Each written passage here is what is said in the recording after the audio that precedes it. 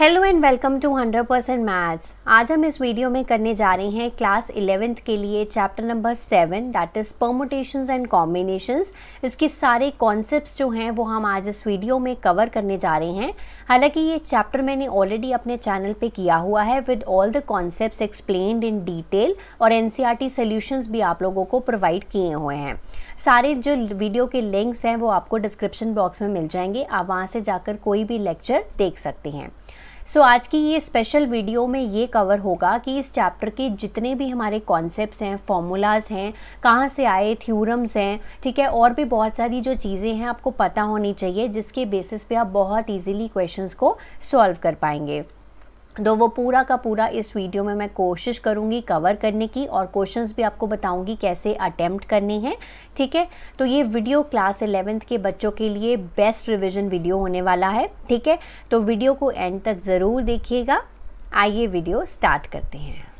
तो starting with the basic concept for this chapter, तो सबसे पहले पढ़ेंगे इस चैप्टर को पढ़ने की ज़रूरत क्यों थी। तो लिया है एक एग्जाम्पल, यहाँ पर फादर को हमने लेकर दी है न्यू वॉच और न्यू वॉच पे लगाया है 3 डिजिट का लॉक, ठीक है, 107, जो कि पापा भूल गए, ठीक है। समहाउ उनको ये याद था कि इसमें 3 डिजिट्स हैं, 3 डिजिट्स मतलब 7 याद था, 0 याद था, 1 याद था, बट उसका जो सीक्वेंस है वो याद नहीं रहा, ठीक है। अब ये तो था 3 डिजिट नंबर, तो हम पॉसिबल अरेंजमेंट्स बना सकते थे। हमने क्या करा, 7 को पहले रखा, फिर 1, फिर 0, नहीं लगा, 7 0 1, देन 0 1 7, उल्टे पुल्टे करके हमने डिजिट सारे देख लिए, 1 7 0, ठीक है। जब हमने लगाया 107 तो ये जो वॉच का लॉक है वो क्या हो गया, ओपन हो गया, ठीक है। तो यहाँ पर तो बेसिकली समझाने का पर्पस ये था कि यहाँ पर सिर्फ थे 3 नंबर, है ना, 3 नंबर का ही लॉक था, तो 6 ही अरेंजमेंट जो थे वो पॉसिबल थे, है ना।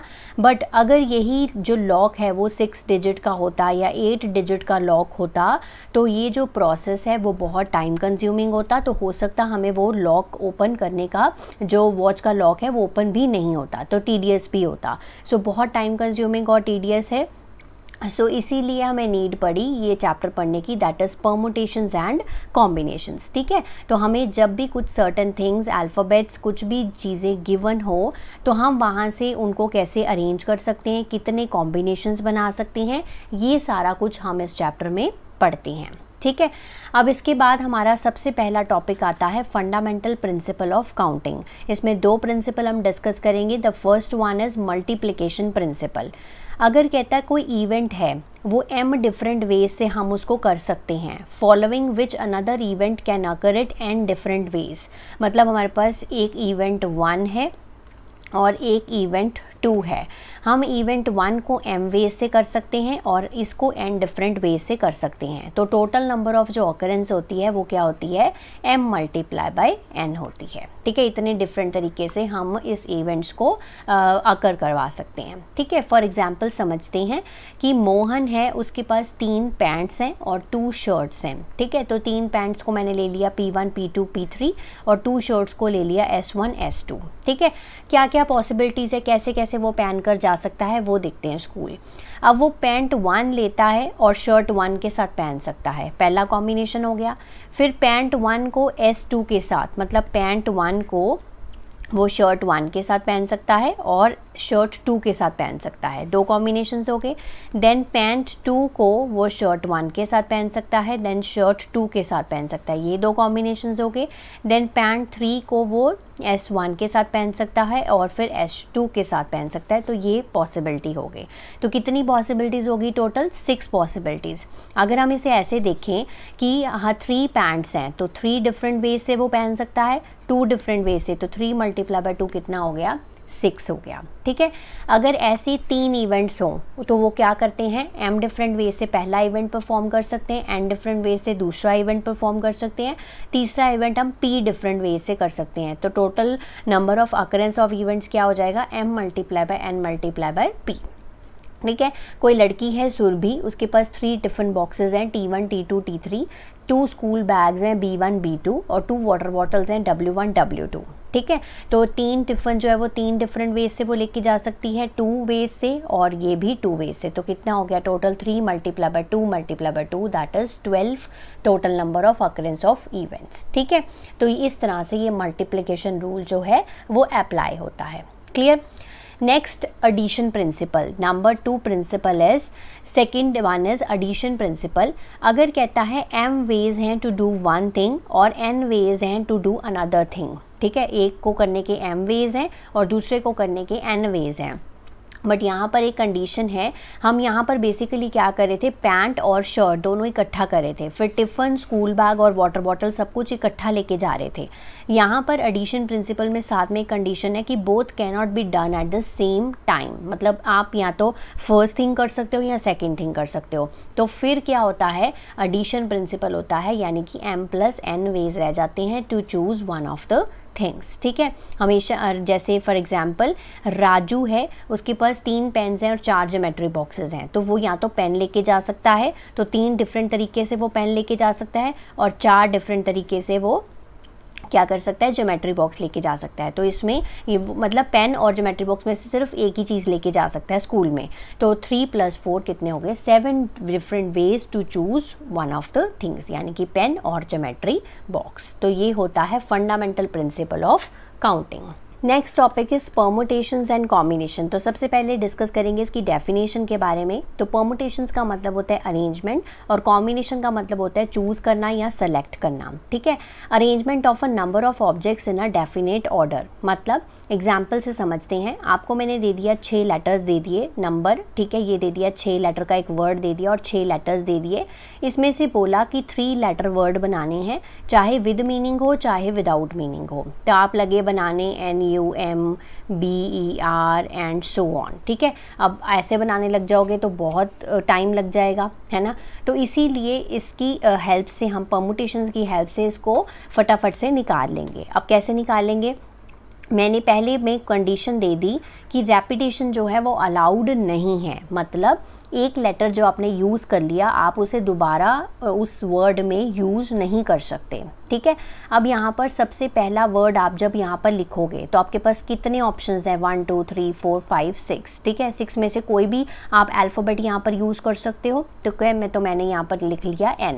अब आपने N जो है वो यूज़ कर लिया है, अब रेपिटेशन अलाउड नहीं है, तो आपका ये वाला जो अल्फ़ाबेट है वो आप दोबारा इस वर्ड में यूज़ नहीं कर सकते। ठीक है, अब दूसरे बॉक्स के लिए हमारे पास कितने ऑप्शंस बचते हैं, 5 ऑप्शंस। तो यहाँ पर देखो 5 आ गया। ठीक है, और तीसरे बॉक्स के लिए आपके पास कितने ऑप्शंस बचते हैं, 4 ऑप्शन। लेटर से सेकंड वाले में मैंने U भर दिया तो U वाला ऑप्शन भी खत्म हो गया। तो तीसरे के लिए कितने बच रहे हैं, 4 ऑप्शंस बच रहे हैं, MBER। तो इसमें से मैंने यहाँ पर M भर दिया, मतलब लेटर्स जो है वो रिपीट नहीं करने हैं। तो यानी कि कितने पॉसिबल हुए, कितने लेटर वर्ड बनेंगे, तो 120 बनेंगे, 6 × 5 × 4। ठीक है, और अगर रेपिटेशन अलाउड है, अगर रेपिटेशन अलाउड है तो कोई प्रॉब्लम नहीं है। अब देखो सबसे पहले वाला जो आपने अल्फ़ाबेट यहाँ पर फिल करना है, तो आपके पास कितने ऑप्शंस हैं, आपके पास 6 ऑप्शंस हैं, आप कोई भी फिल कर सकते हो। मैंने N फिल कर दिया। अब यहाँ पर रेपिटेशन अलाउड है तो आप दोबारा से N को भी यूज़ कर सकते हो, तो मैंने दोबारा भी N यूज़ कर लिया। अभी भी मेरे पास 6 ऑप्शंस ही हैं, फिर से मैं N यूज़ कर सकती हूँ। ठीक है, तो मतलब हर बार जो है वो हमारे पास उतने ही ऑप्शंस हैं जितने हमारे पास यहाँ पर लेटर्स होंगे। सो यहाँ पर 6 × 6 × 6 यानी कि 216 3 लेटर वर्ड बन सकते हैं जब रेपिटेशन अलाउड है। ठीक है, तो ऐसे हम इसके क्वेश्चंस को भी सॉल्व करते हैं। ठीक है, नेक्स्ट आ गया कॉम्बिनेशन। इसकी सिर्फ डेफिनेशन पढ़ेंगे, बाकी इसको आगे डिस्कस करेंगे। मैंने क्या बोला कि कॉम्बिनेशन होता है चूज़ करना या सेलेक्ट करना नंबर ऑफ ऑब्जेक्ट्स। अब मैंने मान लिया कि 3 फुटबॉल प्लेयर्स हैं मेरे पास XYZ और मुझे टीम बनानी है 2-2 मेंबर्स की। ठीक है, तो यहाँ पर मैंने टीम बना दी, या तो XY की बन जाएगी, या YZ की बन जाएगी, और यहाँ फिर XZ की बन जाएगी। आप चाहे इसमें YX लिख लो तो XY लिख लो, एक ही बात है। इसमें यहाँ पर ऑर्डर जो है वो इम्पॉर्टेंट नहीं होता, मेन बात ये होती है। कॉम्बिनेशन में सिर्फ हमने चूज़ करना होता है या सेलेक्ट करना होता है। ठीक है जी, बाकी इसको डिटेल्स में बाद में डिस्कस करेंगे, अभी पहले परमुटेशंस पे ध्यान दीजिए। ओके, नेक्स्ट आ गया परमुटेशन। इसकी डेफिनेशन क्या है? Arrangement in a definite order of a number of objects taken some और ऑल ऑफ अ टाइम। ठीक है, कुछ ऑब्जेक्ट्स ले सकते हैं या सारे ही ले सकते हैं। ठीक है, अब इसकी थ्योरम्स हैं, बहुत इंपॉर्टेंट है, ध्यान से देखिएगा। नंबर 1, जब परमुटेशंस कैसी होती हैं? जब सारे ऑब्जेक्ट्स जो हैं वो डिस्टिंक्ट मतलब अलग अलग होते हैं। ठीक है, तो थ्योरम नंबर 1 कहती है the number of permutations of n different objects taken r at a time. ठीक है, सपोज कर लेते हैं कि हमारे पास n डिफरेंट ऑब्जेक्ट्स हैं और उसमें से हमें r लेने हैं एट अ टाइम। जो r की वैल्यू है वो 0 less than equal to n के इक्वल है एंड ऑब्जेक्ट्स जो हैं वो रिपीट नहीं कर रहे हैं, यानी कि रेपिटिशन अलाउड नहीं है। ठीक है, इज़ NPR। अब ये बना कैसे, चलो देखते हैं। ठीक है, तो फर्स्ट मैंने यहाँ पर ले लिया, सेकंड यहाँ पे box, third box, fourth box, fifth box and suppose कर लेते हैं आरथ बॉक्स है। ठीक है, अब पहले के लिए मेरे पास कितने टोटल यहाँ पर हैं? n डिफरेंट ऑब्जेक्ट्स हैं। अब n डिफरेंट ऑब्जेक्ट्स हैं तो पहले बॉक्स को फिल करने के लिए मेरे पास कितने ऑप्शंस हैं? n ऑप्शंस हैं। अब रेपिटेशन अलाउड नहीं है तो जो मैंने ऑब्जेक्ट ले लिया है वो मैं वापस नहीं ले सकती। तो सेकंड बॉक्स को फिल करने के लिए यहाँ पर टोटल n थे, एक मैंने यहाँ से निकाल लिया, तो दूसरे बारी के लिए मेरे पास कितने बचे? n-1 बचे। तो सेकंड बॉक्स को फिल करने के लिए मेरे पास n-1 ऑप्शंस हैं। थर्ड बॉक्स को फिल करने के लिए n-2 and then fourth box को n-3 and so on. Last वाला जो आरथ बॉक्स है इसको फिल करने के लिए कितने बचेंगे? n-r-1। r-1 क्या है? क्योंकि यहाँ पर कोई बॉक्स होगा जिसमें आरथ भी आ जाएगा, तो r-1। ठीक है, यानी कि लास्ट वाले बॉक्स को फिल करने के लिए हमारे पास ये वाले ऑप्शंस हैं, मतलब n-r-1। अब यहाँ पर number of r digit number क्या बन गए? n multiply by n-1 multiply by n-2 multiply by n-3 multiply by n-4 and so on multiply by n-r+1। ठीक है, जो कि किसके इक्वल होता है? NPR के इक्वल होता है। ठीक है जी, इसका फॉर्मूला हम बाद में डिस्कस करेंगे। तो बस समझने वाली बात है, जब n डिफरेंट ऑब्जेक्ट्स हों taken r at a time और ऑब्जेक्ट्स रिपीट ना करें तो उसको हम नंबर ऑफ परमुटेशंस वहाँ पर कितनी होती हैं? NPR। क्लियर? नेक्स्ट हम इसमें डिस्कस करेंगे फैक्टोरियल नोटेशन। फैक्टोरियल नोटेशन को हम इस तरह से लिखते हैं, ठीक है, n factorial represents the product of first n natural number. ठीक है, जैसे हमने लिखा कि हम लिखना चाहते हैं कि हमारा 3 फैक्टोरियल क्या है, तो हमने इसको क्या होता है, ये product of first n natural number, तो हमने क्या करना है 3 multiply by 2 multiply by 1। Natural number कहाँ से स्टार्ट होते हैं? 1 से स्टार्ट होते हैं, तो 1 तक जाना होता है हमने। अब मैंने लिखा कि 5 फैक्टोरियल, तो क्या हो जाएगा 5 × 4 × 3 × 2 × 1। ठीक है, and one more important thing कि 0 फैक्टोरियल क्या होता है। अब 0 के बाद हमारा सबसे पहला नेचुरल नंबर कौन सा आता है? 1 आता है, तो 0 फैक्टोरियल होता है 1। तो बेसिकली जब भी हमने फैक्टोरियल सॉल्व करना है तो हम इसको 1 तक लेके जाएंगे। एक और बात, अब जैसे क्वेश्चंस में हमें रिक्वायरमेंट होती है इस तरह की, जैसे मैंने दे दिया आपको 8 factorial divided bye 6 factorial into 2 factorial, ये कहा कि सॉल्व करो।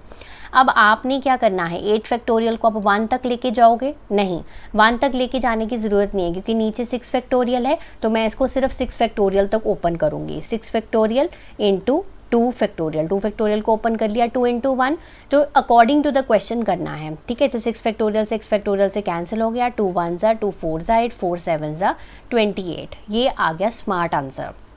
अगर आप इसको वैसे करना चाहें तो आपका आंसर वैसे भी आ जाएगा 5 × 4 × 3 × 2 × 1। 6 फैक्टोरियल को भी ओपन करो, 6 × 5 × 4 × 3 × 2 × 1 देन 2 × 1। ठीक है, और 6 5 से ये पूरी की पूरी कट गई, 2 1 ज़ा 2 4 ज़ा, ये भी 28 आंसर ही देगा। बट हमें जैसे जैसे रिक्वायरमेंट है हम वहीं तक उसको ओपन करेंगे। बेसिकली n फैक्टोरियल का मतलब होता है product of first n natural numbers. Clear? Next आ गया clearly for a natural number. अगर हम n फैक्टोरियल को ओपन करें, n फैक्टोरियल क्या हो जाएगा, कहाँ तक ओपन होगा? n × n-1 factorial, n × n-1 n-2 factorial, n-1 n-2 n-3 factorial and so on. ठीक है। तो अभी हमने डिस्कस किया था NPR। तो NPR क्या होता है, this is n factorial divided by n minus r factorial, ठीक है। तो ये जो r की वैल्यू है वो कहाँ से कहाँ तक जाती है, 0 से लेकर n तक जाती है, राइट। सो इन पर्टिकुलर जब हमारा r जो है वो n के इक्वल है, अब यहाँ पर इस फॉर्मूले में अगर जो r है वो n के इक्वल है तो NPN बन गया।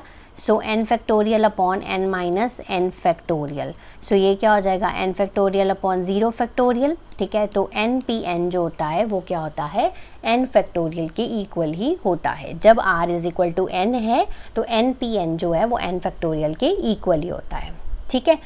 नेक्स्ट आ गया arranging no object at all as same at leaving behind all the objects. अगर हमें किसी ऑब्जेक्ट को अरेंज ही नहीं करना है तो वो वैसे ही पड़े ऑब्जेक्ट्स हो जाएंगे। तो we know that there is only one way of doing so. अगर किसी r जो है यहाँ पर 0 ही लेना है, ठीक है, तो n जो है वो n ही ले लिया। सो NPR क्या हो जाएगा, so NP0 n factorial divided by n minus 0 factorial n factorial divided by n factorial that is equal to 1। अगर कोई चीज़ अरेंज ही नहीं करनी है, it is same as leaving the behind all the objects, ठीक है।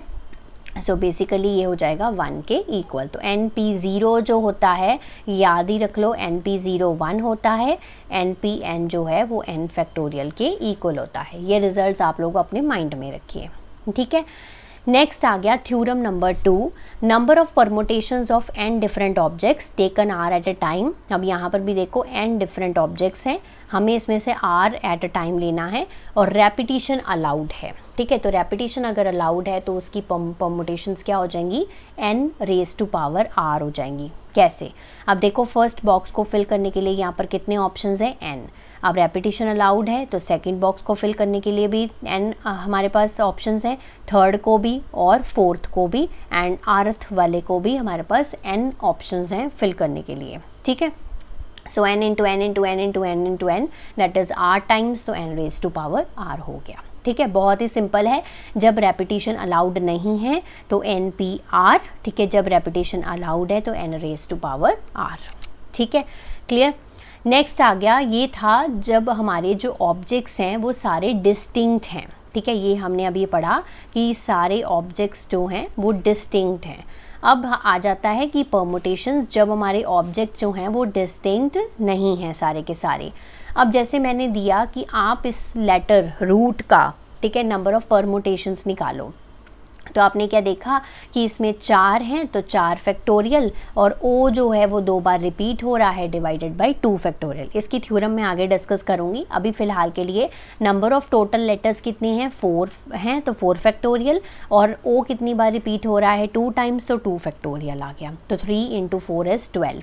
इसको हम अगर सॉल्व करें तो 4 into 3 into 2 factorial upon 2 factorial, so this is 12, ठीक है।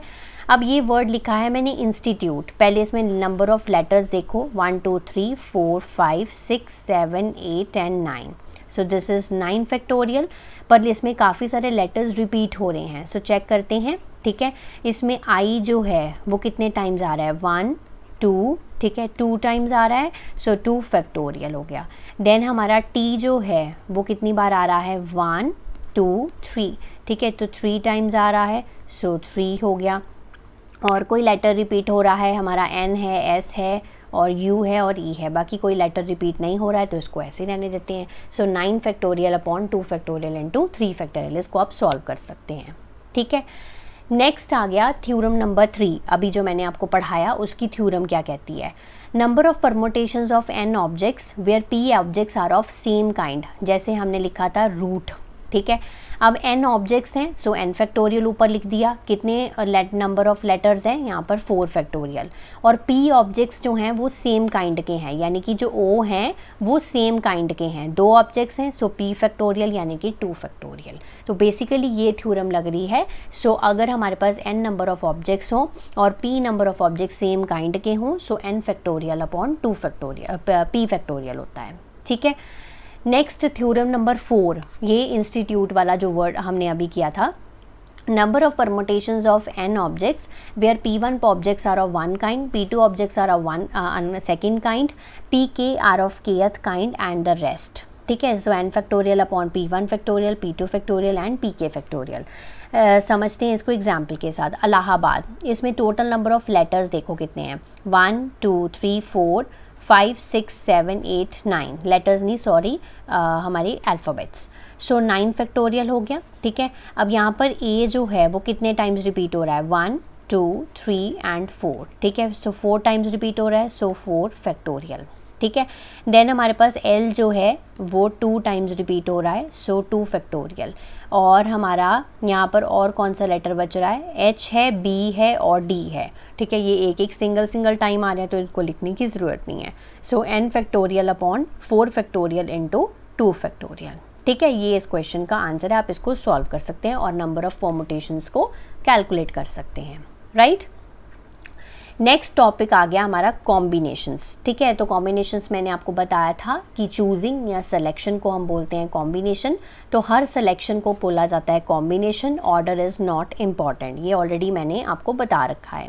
यहाँ पर हम डिस्कस करेंगे एग्जाम्पल. सबसे पहले तो एग्जाम्पल नंबर 1 है, हमारे एक रूम में 12 पर्सनस बैठे हैं, 1 रूम में.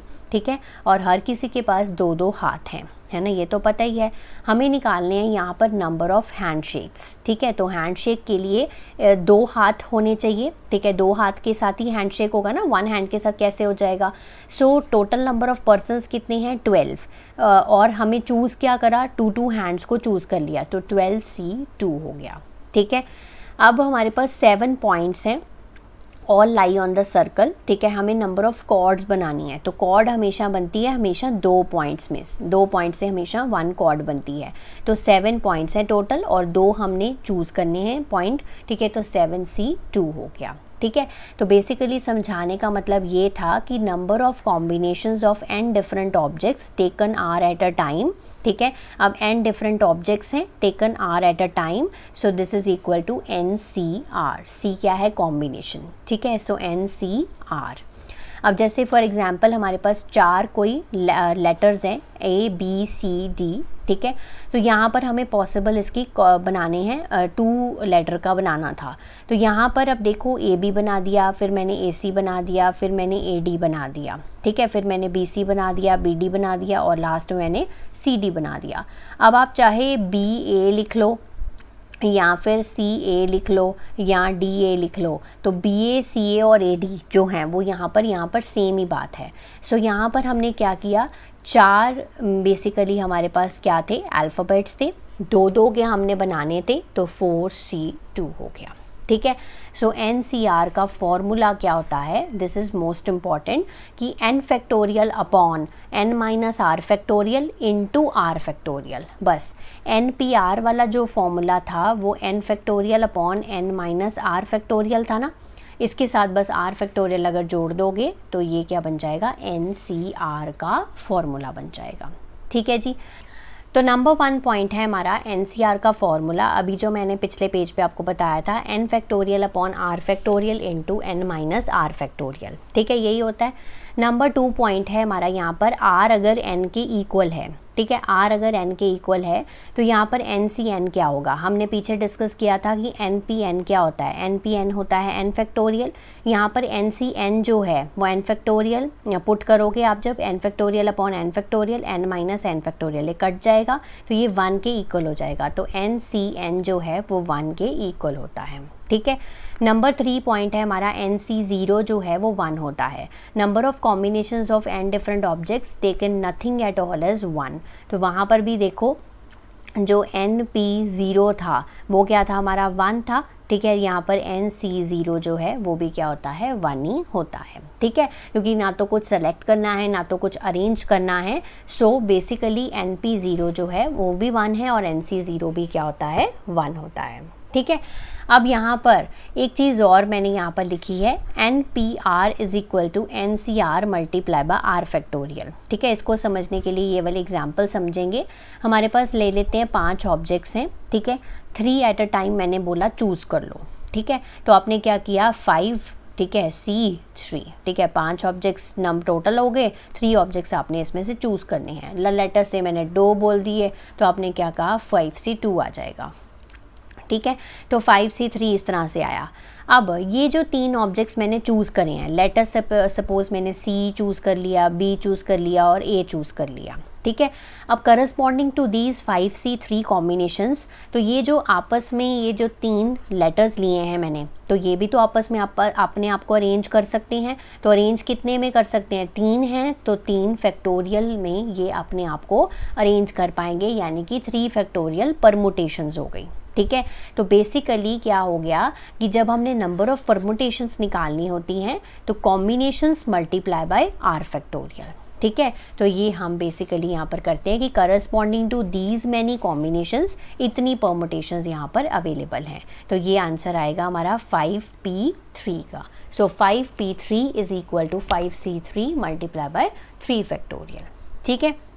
नंबर 4 पॉइंट यहाँ पर आएगा NCN-R जो है वो NCR के ही इक्वल है। इसका सिर्फ आप रिजल्ट याद रखिए, ऊपर N ही रहेगा, नीचे N-R जो है वो यहाँ पर R बन जाएगा, ठीक है।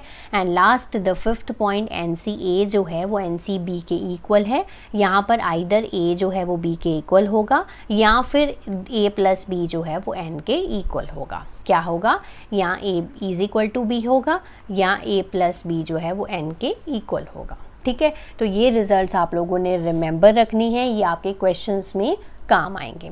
सो आई होप आज की वीडियो के कॉन्सेप्ट्स आपको बहुत अच्छे से क्लियर हो गए हैं। नेक्स्ट वीडियो मिलूंगी मोस्ट इंपॉर्टेंट क्वेश्चंस के साथ। तब तक आप इसको प्रैक्टिस करिए, रिवाइज करिए। Have a nice day to all of you.